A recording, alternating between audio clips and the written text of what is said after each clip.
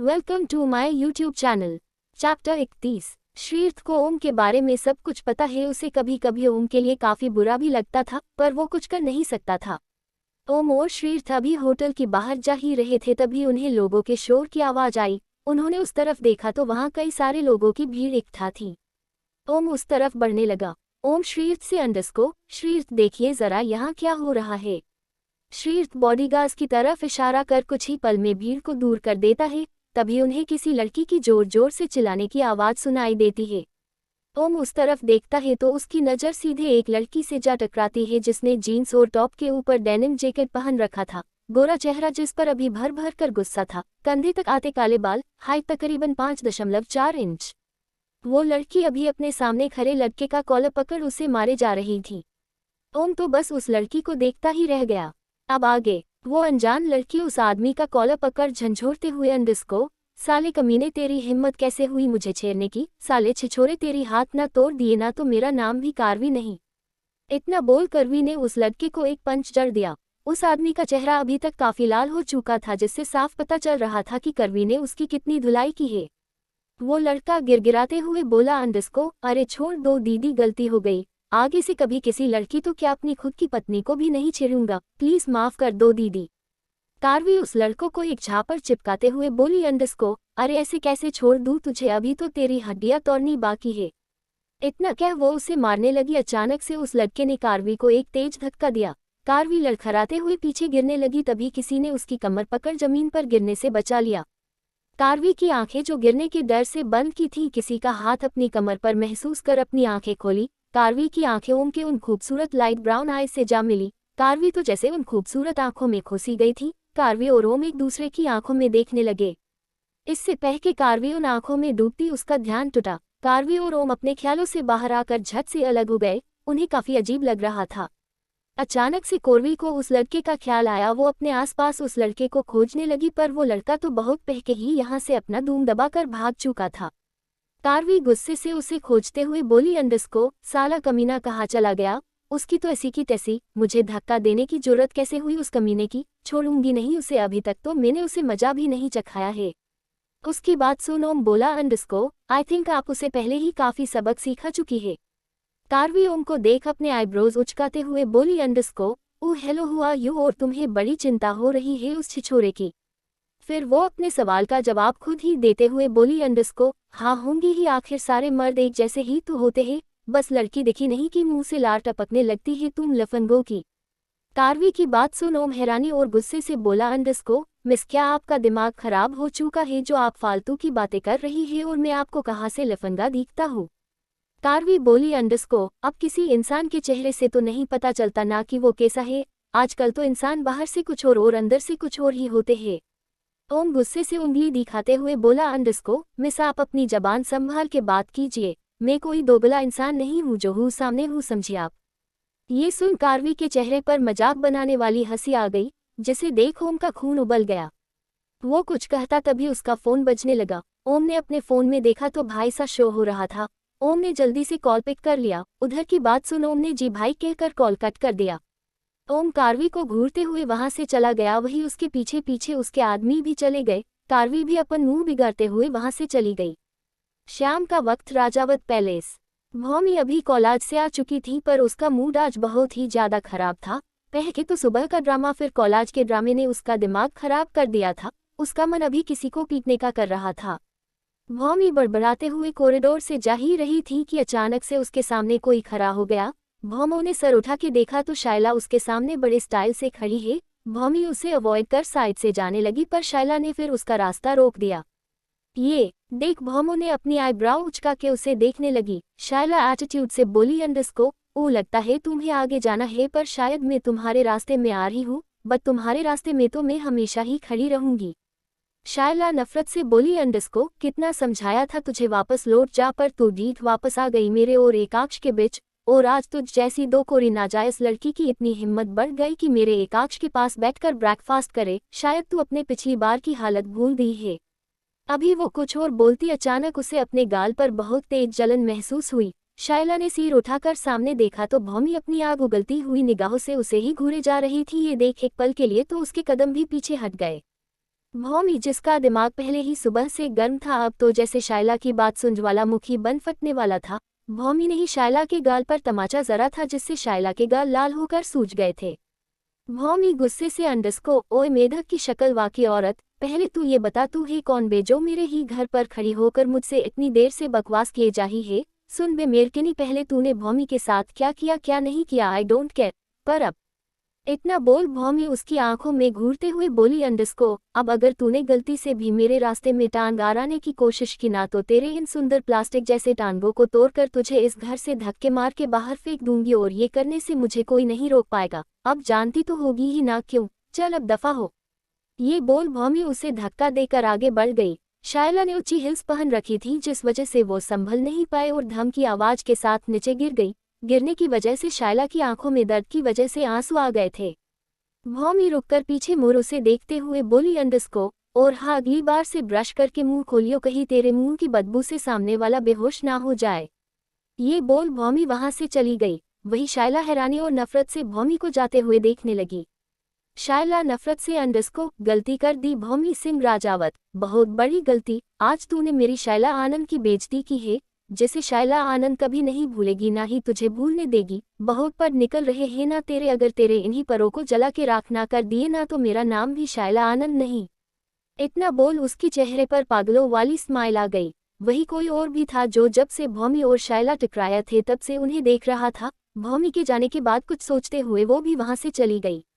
भौमी अभी सुभद्रा जी के घर से बाहर चबूतरे पर बैठी हुई गुस्से से खुद से उनसे शिकायत किए जा रही थी। वही सुभद्रा जी अपनी माला जपने में लगी हुई थी, पर रह रहकर उनकी भी नजरें भौमी पर चली जाती। भौमी गुस्से से अंडस्को, आज सुबह ना जाने हम किसका मुंह देख कर उठे थे। आज का दिन मेरा बहुत ही ज्यादा बुरा गया। पता नहीं लोगों को मेरे से क्या चूल मचती है, सारे के सारे बस मेरे पीछे सर हाथ धोकर पड़े रहते हैं। पहले तो सुबह आपकी वो देवरानी, अरे औरत नहीं आपकी पुरिया है वो, जब देखो बस ताने मारती रहती है। मुझे तो ये समझ नहीं आता आखिर आपने इतने साल उन्हें बर्दाश्त कैसे कर लिया। अगर मैं आपकी जगह होती ना, तो सचमा मैं तो कब के यहाँ से भाग जाती। भौमी अभी अपने शिकायतों में ही लगी थी कि उसे सुभद्रा जी की आवाज सुनाई दी, अंडस्को, वो इतनी भी बुरी नहीं है। भौमी ने पीछे मुड़कर देखा तो सुभद्रा जी उसी की तरफ देखकर बोल रही थी। उनके चेहरे पर काफी शांति थी। सुभद्रा जी को अपने से बात करता देख भौमी शौक से बस उन्हें देखे जा रही थी। अचानक से उसके चेहरे पर एक 440 वोल्ट की मुस्कान आ गई। भौमी खुशी से अंडस्को, माँ आप हमसे बात कर रही है, हमें तो विश्वास ही नहीं हो रहा। सच माँ, मुझे तो लगा था इस जन्म में तो मैं आपकी आवाज़ सुन ही नहीं पाऊंगी। इतना बोल वो हंसते हुए सुभद्रा जी के गले लग गई। सुभद्रा जी तो एक पल के लिए भौमी के गले लगने से हड़बड़ा गई, फिर कुछ सोचकर उन्होंने भी हल्के से भौमी के कंधे पर हाथ रख लिया। चैप्टर 32। भौमी अभी अपने शिकायतों में ही लगी थी कि उसे सुभद्रा जी की आवाज सुनाई दी, अंडस्को, वो इतनी भी बुरी नहीं है। भौमी ने पीछे मुड़कर देखा तो सुभद्रा जी उसी की तरफ देखकर बोल रही थी। उनके चेहरे पर काफी शांति थी। सुभद्रा जी को अपने से बात करता देख भौमी शौक से बस उन्हें देखे जा रही थी। अचानक से उसके चेहरे पर एक 440 वोल्ट की मुस्कान आ गई। भौमी खुशी से अंडस्को, माँ आप हम से बात कर रही है, हमें तो विश्वास ही नहीं हो रहा। सच माँ, मुझे तो लगा था इस जन्म में तो मैं आपकी आवाज़ सुन ही नहीं पाऊंगी। इतना बोल वो हंसते हुए सुभद्रा जी के गले लग गई। सुभद्रा जी तो एक पल के लिए भौमी के गले लगने से हड़बड़ा गई, फिर कुछ सोचकर उन्होंने भी हल्के से भौमी के कंधे पर हाथ रख लिया। अब आगे। अगली सुबह। आज सुबह पूरे कॉलेज का माहौल काफी अलग था। हर तरफ लोग एक दूसरे से बातें कर रहे थे। भौमी कुमुदा के साथ अभी कैंटीन में बैठी हुई थी।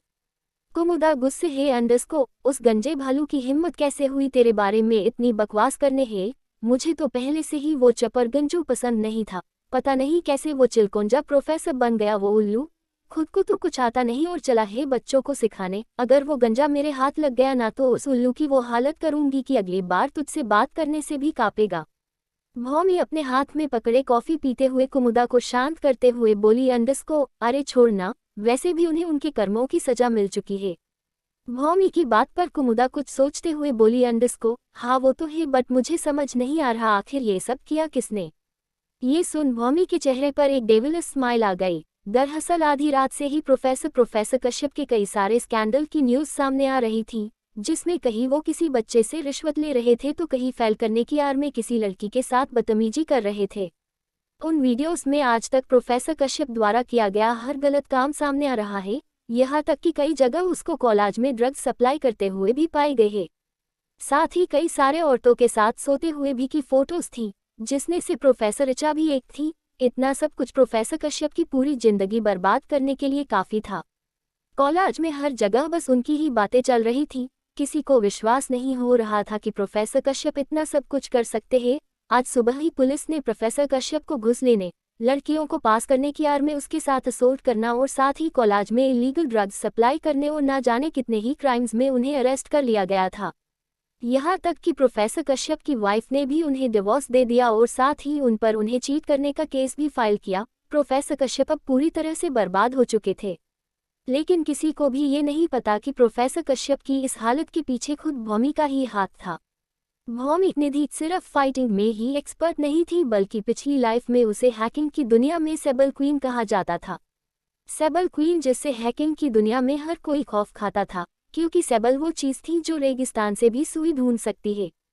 दुनिया की बड़ी से बड़ी कंपनी सेबल को अपने साथ मिलाना चाहती थी, पर न ही आज तक किसी ने सेबल क्वीन को देखा और न ही किसी को उसका असली नाम पता है। यहाँ तक कि उसके खुद के टीम मेंबर को भी उसकी इस आइडेंटिटी के बारे नहीं पता था। भौमी सोच रही थी आखिर कितने वक्त बाद उसने अपने सेबल क्वीन की पहचान का इस्तेमाल किया था। राजावत कॉर्पोरेशंस। एकाक्ष का असिस्टेंट द्रविक जल्दी से एकाक्ष के केबिन में दाखिल हुआ।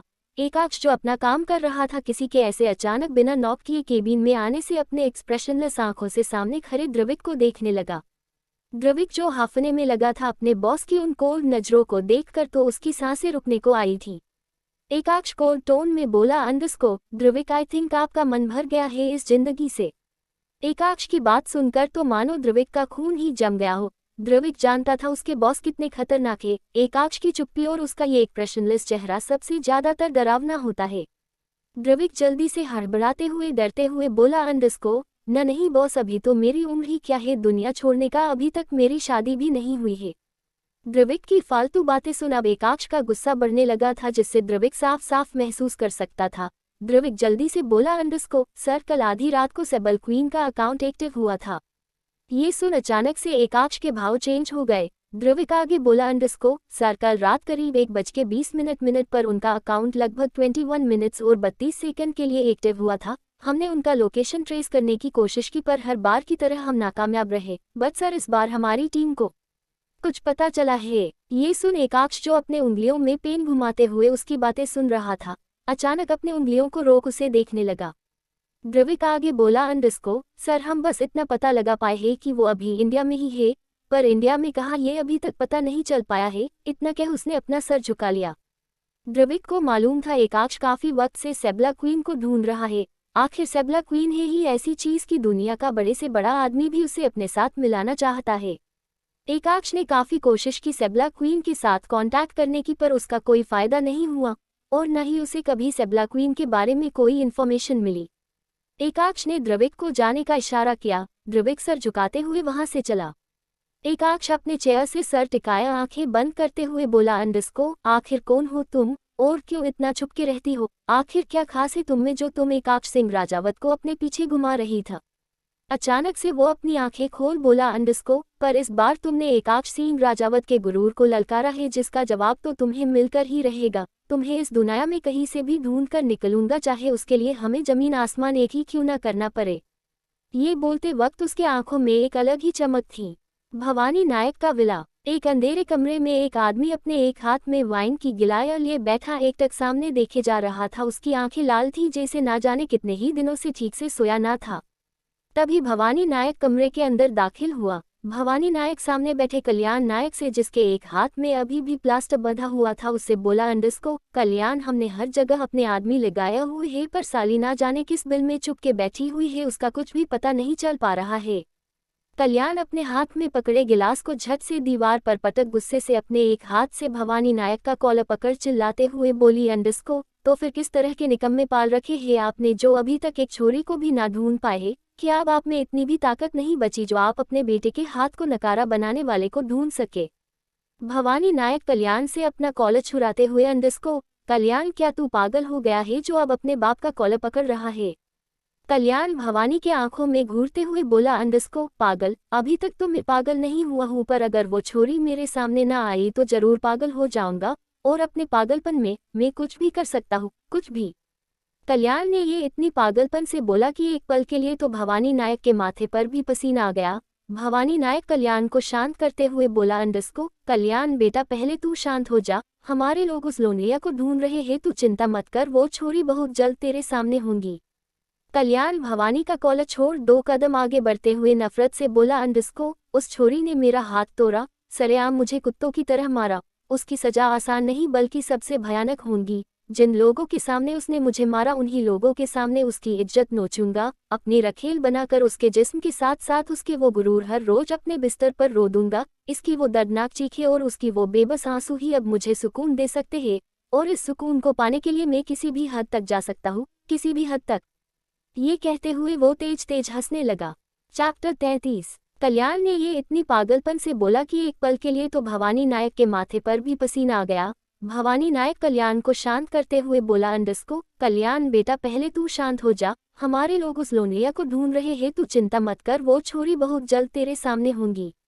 कल्याण भवानी का कॉलर छोड़ 2 कदम आगे बढ़ते हुए नफरत से बोला, अंडस्को, उस छोरी ने मेरा हाथ तोड़ा, सरेआम मुझे कुत्तों की तरह मारा, उसकी सजा आसान नहीं बल्कि सबसे भयानक होगी। जिन लोगों के सामने उसने मुझे मारा उन्हीं लोगों के सामने उसकी इज्जत नोचूंगा, अपनी रखेल बनाकर उसके जिस्म के साथ साथ उसके वो गुरूर हर रोज अपने बिस्तर पर रो दूंगा। इसकी वो दर्दनाक चीखें और उसकी वो बेबस आंसू ही अब मुझे सुकून दे सकते हैं, और इस सुकून को पाने के लिए मैं किसी भी हद तक जा सकता हूँ, किसी भी हद तक। ये कहते हुए वो तेज तेज हंसने लगा। अब आगे। रात के अंधेरे में समंदर के बीचों बीच एक काफी बड़े शिप में कई सारे हथियार बंद लोग निगरानी कर रहे थे। शिप काफी बड़ा था, वही शिप के अंदर काफी बड़े बड़े boxes. Rocky Hutha, Tabi Akanaka ke vaham ki light flickers Karain laji yi deka vaham ke gardsa pain attention mi a guy eka garda duser se bola underscore, e yajakara dekata yi latesa ko kyaho rahahi. Yi suna du gardsa vaham ke kale guy, Akanaka se sari latesa banda ho gei jisa vajaha se pure ship para andhara cha gaya, sabi gardsa pain hothami banduka pakar idara udara dekain lage, anaka lead r underscore, yi lights ko kyaho gaya.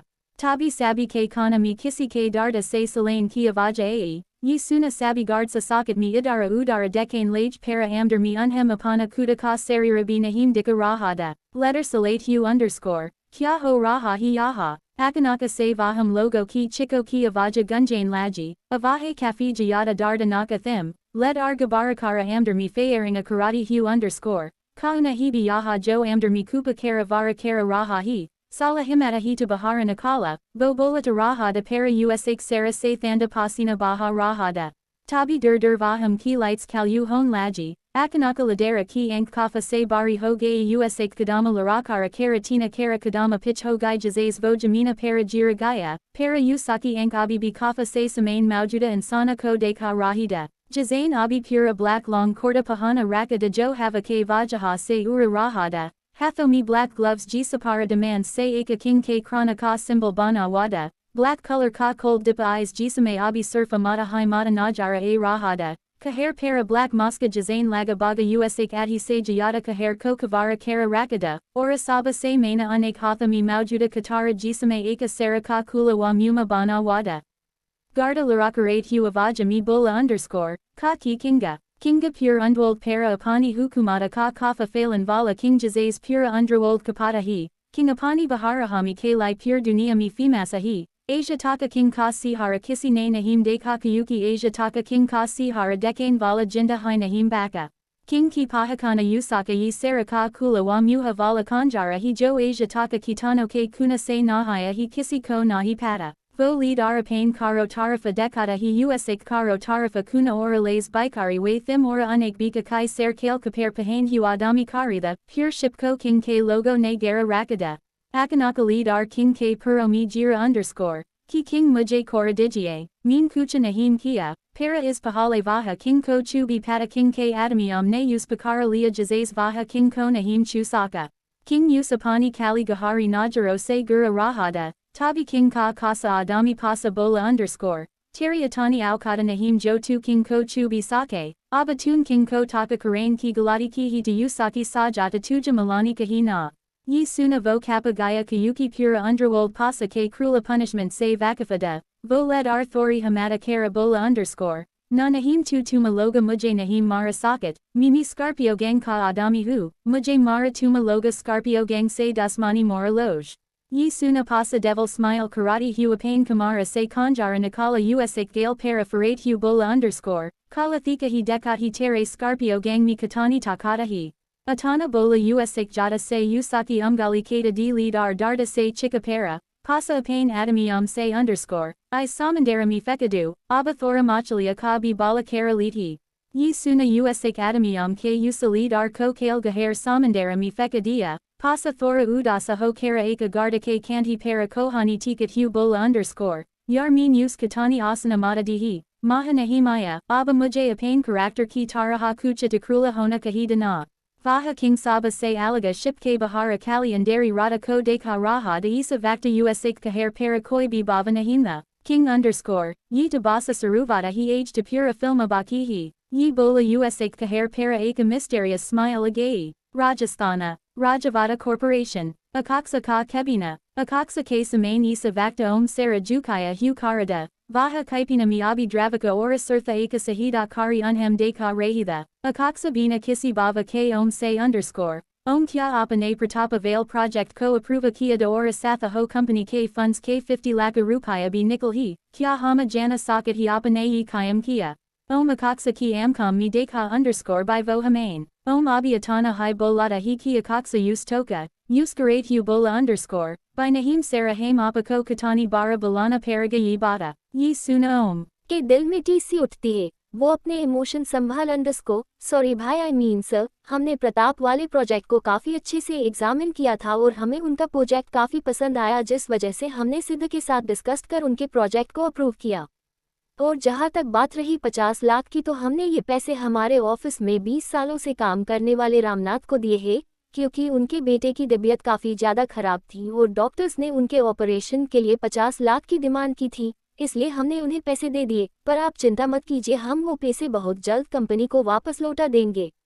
एकाक्ष जो शांति से उसकी बात सुन रहा था वो बोला अंडरस्को, आपने प्रताप के साथ जो प्रोजेक्ट साइन किया है हम उस प्रोजेक्ट की पूरी जिम्मेदारी आपको सौंपते हैं, अब से वो प्रोजेक्ट आप हैंडल करेंगे, पर ध्यान रखिएगा अगर प्रोजेक्ट में कोई भी समस्या हुई तो इसके पूरे जिम्मेदार आप होंगे। और जहां तक बात रही उन 50 लाख की तो आपको ये मालूम होना चाहिए कि ये पैसे कंपनी के हैं और इनका इस्तेमाल कभी भी निजी स्वार्थ के लिए नहीं किया जाना चाहिए, पर आपने उनकी हेल्प के लिए ये 50 लाख रुपए लिए इसलिए हम आपको कुछ नहीं कहें, पर अगली बार से ऐसे किसी भी सिचुएशन में आप हमारे पास आ जाया कीजिए।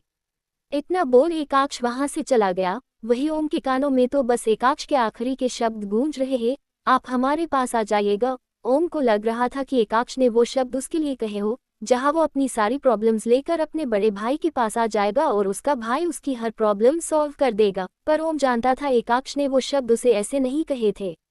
श्रीर्थ ओम के कंधे पर हाथ रख अंडरस्को, क्या हुआ सर? ओम अपने ख्यालों से बाहर आकर अपने इमोशंस को छुपाया ना में सर हिलाया वहां से चला गया। श्रीर्थ बस ओम को जाते हुए देखता रहा। द्रविक श्रीर्थ के पास आते हुए अंडरस्को, क्या सोच रहे हो तुम? श्रीर्थ द्रविक की तरफ मुड़कर अंडरस्को, द्रविक हमें ओम सर के लिए काफी बुरा लगता है, कितने कुछ सहा है बचपन से उन्होंने, और आज भी जिस भाई पर वो अपनी जान छिड़कते हैं उनका वही भाई उन्हें उनको भाई तक बोलने का हक नहीं देता। द्रविक बोला अंडरस्को, हम बुरा तो हमें भी लगता है उनके लिए, बचपन से उन्हें उस चीज की सजा मिलती आई है जो उन्होंने कभी किया नहीं है, पर फिर भी वो सबकी सोचते हैं, सबसे इतना प्यार करते हैं। पता नहीं कब वो दिन आएगा जब बॉस ओम सर को भाई के उन्हें अपने गले से लगाएंगे, या फिर वो दिन कभी आएगा भी या नहीं। श्रीर्थ सोचते हुए बोला अंडरस्को, आएगा द्रविक, वो पल भी बहुत जल्द आएगा, हमें विश्वास है अपने महादेव पर, वो इन दोनों भाइयों को मिलाने के लिए किसी ना किसी को तो जरूर भेजेंगे। चैप्टर 34। अपने ख्यालों से बाहर आकर अपने इमोशंस को छुपाया ना में सर हिलाया वहां से चला गया। श्रीर्थ बस ओम को जाते हुए देखता रहा। द्रविक श्रीर्थ के पास आते हुए अंडरस्को, क्या सोच रहे हो तुम? श्रीर्थ द्रविक की तरफ मुड़कर अंडरस्को, द्रविक हमें ओम सर के लिए काफी बुरा लगता है, कितने कुछ सहा है बचपन से उन्होंने, और आज भी जिस भाई पर वो अपनी जान छिड़कते हैं उनका वही भाई उन्हें उनको भाई तक बोलने का हक नहीं देता। द्रविक बोला अंडरस्को, हम बुरा तो हमें भी लगता है उनके लिए, बचपन से उन्हें उस चीज की सजा मिलती आई है जो उन्होंने कभी किया नहीं है, पर फिर भी वो सबकी सोचते हैं, सबसे इतना प्यार करते हैं। पता नहीं कब वो दिन आएगा जब बॉस ओम सर को भाई के उन्हें अपने गले से लगाएंगे, या फिर वो दिन कभी आएगा भी या नहीं। श्रीर्थ सोचते हुए बोला, अंडस्को आएगा द्रविक, वो पल भी बहुत जल्द आएगा, हमें विश्वास है अपने महादेव पर, वो इन दोनों भाइयों को मिलाने के लिए किसी ना किसी को तो जरूर भेजेंगे। अब आगे। रात का वक्त, राजावत पैलेस। एकाक्ष पैलेस के अंदर आता है, तभी उसकी नज़र सामने सोफे पर बैठे संध्या जी पर गई। एकाक्ष संध्या जी की तरफ बढ़ते हुए, अंडस्को चाची सा कितनी बार आपसे कहा है इतनी रात तक हमारा इंतजार मत किया कीजिए। संध्या जी सोफे से उठ एकाक्ष से बोली, अंडस्को तो आपसे भी तो कितनी बार बोला है ऑफिस से टाइम पर आ जाया कीजिए, इतनी लेट तक अगर हमारा बेटा बिना कुछ खाए सिर्फ काम करेगा तो हमें तो उनकी फिक्र होगी ही ना। जाइए जल्दी से फ्रेश हो जाइए, तब तक हम आपके लिए डिनर गर्म कर देते हैं। ये सुन एकाक्ष बिना कुछ बोले अपने रूम में चला गया। कुछ टाइम बाद एकाक्ष और संध्या जी डिनिंग टेबल पर बैठे शांति से डिनर कर रहे थे। डिनर कर एकाक्ष संध्या जी को सोने का बोल कमरे में चला जाता है। रूम में आकर एकाक्ष की नज़र सीधे भौमी पर जाती है, जो शायद पढ़ते पढ़ते ही सोफे पर बेढंगी तरफ से सोए हुई थी। इतने दिन से एकाक्ष और भौमी एक साथ एक ही रूम में रह रहे थे, पर कभी कभार ही उनका टकराना होता है। सुबह एकाक्ष जल्दी ऑफिस चला जाता और रात को लेट से आता। एकाक्ष ने कुछ पल उसे देखा, फिर वहां से बालकनी में चला गया। बालकनी में खड़ा एकाक्ष सामने रात के अंधेरे को देख रहा था। काफी ठंडी हवाएं बह रही थी, जिसमें खड़ा एकाक्ष स्मोकिंग करते हुए कुछ सोच रहा था। अचानक से उसे धम की आवाज के साथ किसी के दर्द से करहाने की आवाज सुनाई दी। एकाक्ष रूम के अंदर आया तो भौमी जमीन पर गिरी दर्द से अपना कमर सहला रही थी। ये देख एकाक्ष ने अपना सरना में हिला दिया। भौमी अपना कमर सहलाते हुए, अंडस्को हाय मम्मी मेरी कमर, आज तो गई भौमी तुआ। उद्धरण चिन्ह। भौमी को देखकर ही साफ पता चल रहा था कि वो कितनी जोर से फर्श पर गिरी होगी। एकाक्ष भौमी के पास जाते हुए, अंडस्को क्या हुआ, आप ठीक है? भौमी गुस्से से एकाक्ष को घूरते हुए, अंडस्को लगता है राजा सा दिमाग के साथ साथ अब आपकी आंखें भी खराब हो गई है, क्या आपको दिख नहीं रहा हम सोफे से गिर गए हैं? इतना क्या, वह दर्द से चिल्लाते हुए एकाक्ष को घूरते हुए बोली, अंडस्को ये सब आपकी वजह से हुआ है राजा सा।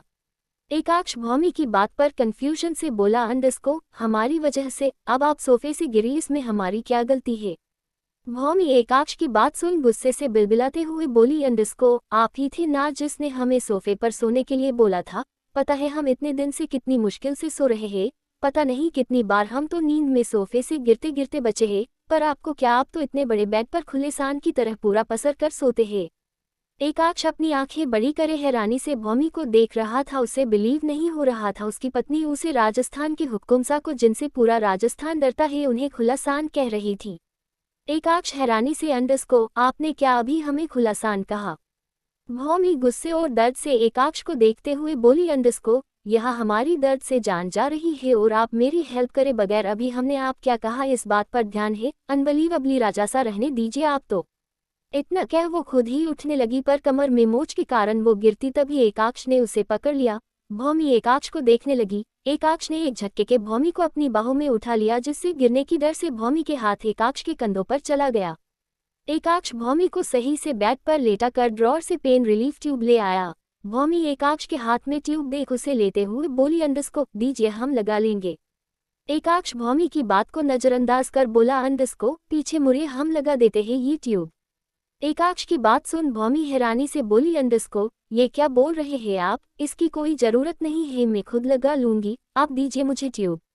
एकाक्ष भौमी की तरफ देखकर बोला, अंडस्को पहली बात तो आप अकेले अपनी कमर में दवाई नहीं लगा सकते, आपको किसी की मदद की तो जरूरत पड़ेगी, और इतनी रात में पैलेस में सभी लोग सो रहे होंगे और हम उनकी नींद खराब नहीं करना चाहते। और दूसरी बात, ये कह वो थोड़ा रुककर भौमी की आंखों में देखते हुए बोली, अंडस्को आप ही अभी हमें सुना रही थी ना कि हमारी वजह से आपको चोट लगी है, अगर ऐसी बात है तो हमें ही आपकी हेल्प करनी चाहिए ना।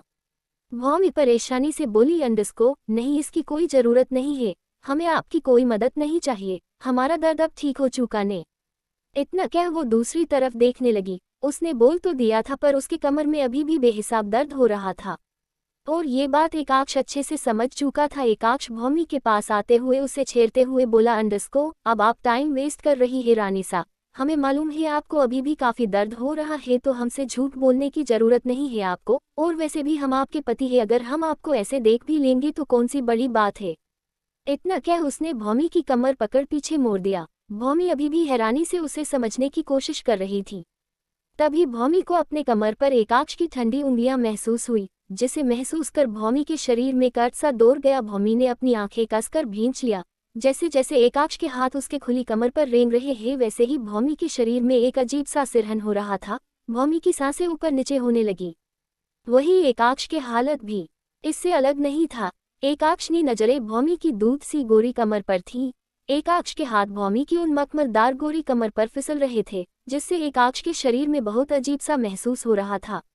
एकाक्ष के हाथ बार बार उसके कमर के ऊपर सरकने को ललचाते, जिसे एकाक्ष बड़ी मुश्किल से कंट्रोल कर रहा था।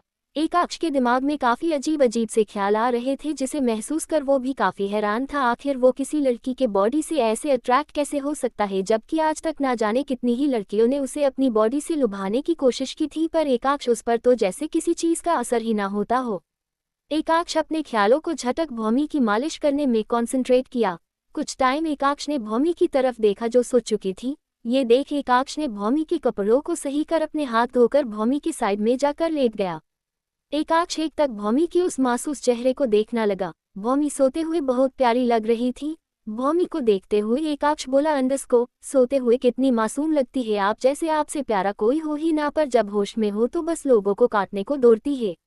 एकाक्ष भौमी को देख गहरी आवाज में बोला, अंडरस्को आखिर कौन है आप रानी सा? आपको देख कभी कभी लगता है जैसे आप वो नहीं है जो आप दिखाती है, या फिर हम ही आज तक आपको जान नहीं पाए हैं। एकाक्ष भौमी को देखते हुए ही अपनी आंखें बंद कर लेता है। अगली सुबह बालकनी से आती हुई सुबह की किरणें कमरे में एक दूसरे से लिपटे भौमी और एकाक्ष पर पड़ रही थी, जो काफी सुकून की नींद में सोए हुए थे। भौमी का आधा शरीर एकाक्ष से लिपटा हुआ था, वही एकाक्ष के हाथ भी भौमी की कमर को जकड़े हुए थे। दोनों एक दूसरे से काफी करीब थे। एकाक्ष की आंखें धीरे धीरे खुली। आंखें खुलते ही उसकी नजरें सीधा भौमी के खूबसूरत चेहरे पर गई। एकाक्ष एकटक भौमी के चेहरे को देखने लगा, जो काफी खूबसूरत लग रही थी। भौमी की पलकें भी फरफराते हुए खुली। भौमी की आंखें सीधा एकाक्ष के उन हेजल ब्राउन आंखों से जा मिली। दोनों ही एक दूसरे को गहराई से देखने लगे। Thanks for watching our subscribe.